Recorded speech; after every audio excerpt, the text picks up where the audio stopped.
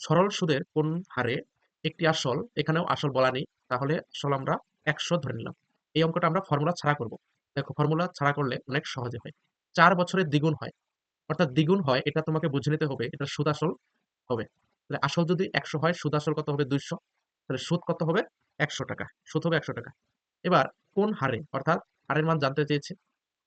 তাহলে এই ১০০ টাকা যে সুদ হয় এটা কত বছরে হয়? ৪ বছরে হয়। তাহলে ৪ বছরের সুদ হয় ১০০ টাকা। আমরা ১ বছরের হিসাবটা বের করব, তাহলেই বার্ষিক সুদের হার বের হবে। বার্ষিক মানে ১ বছর। তাহলে ১০০ কে ৪ দিয়ে ভাগ করলে কত হবে? ২৫। অর্থাৎ সঠিক উত্তর হচ্ছে অপশন এ ২৫%। দেখো ফর্মুলা ছাড়া করলে খুব কম সময়ে করা যায়। ৩ নম্বর কোশ্চেন, একটি নির্দিষ্ট মূল্যের টাকা সরল সুদে ৫ বছরে ৩ গুণ হলে বার্ষিক শতকরা সুদের হার কত হবে?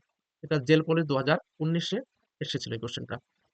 তাহলে সরল সুদের ক্লাস 4 এবং ক্লাস 5 এই ২ টা যে ক্লাস করলাম, এখান থেকে তোমরা দেখতে পারবে সরল সুদের কোন অঙ্কগুলো ১০০ কে ৪ দিয়ে ভাগ করলে কত হবে?